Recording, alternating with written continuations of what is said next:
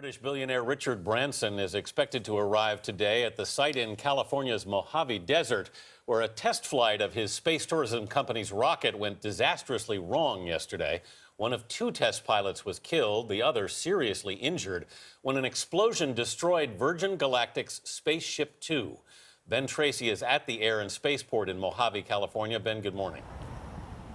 Anthony, good morning. Virgin Galactic has been testing its spaceships here in Mojave for several years now, but something went terribly wrong during that test flight yesterday morning. They hoped this would be the last test flight, at least one of the last test flights, before paying customers got on board. Space is hard, and today was a tough day. Release, release, release.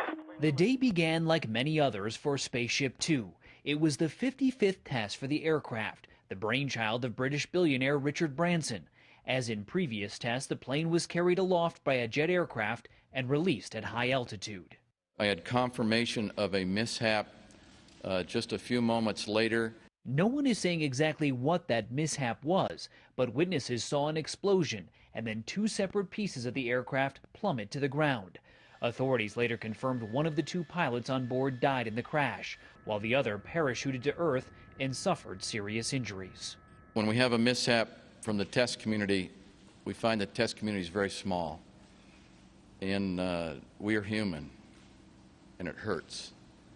The spaceplane was a point of pride for Virgin Galactic, intended to give the paying public a weightless suborbital experience usually reserved for astronauts. The company has already sold nearly 800 seats on future flights for $200,000 apiece. Ordinary people, and I know $200,000 is not necessarily an ordinary person, but in time it will be ordinary people, will be able to have a chance to become astronauts, go into space. Branson tweeted his condolences and said he was flying to Mojave immediately to be with the team. National Transportation Safety Board investigators are on their way as well to help determine the cause of a crash that will likely be a big setback for the budding commercial space industry.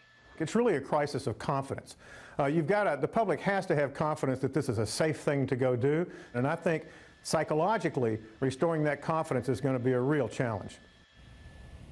Now, this was the first test flight for Spaceship Two in 9 months, and the company was trying out a new fuel mixture on board that would give the spacecraft the extra boost to get up into space. So, Vanita, that fuel will now be a focus of the investigation. Ben Tracy at the Air and Spaceport in Mojave, California. Thank you, Ben.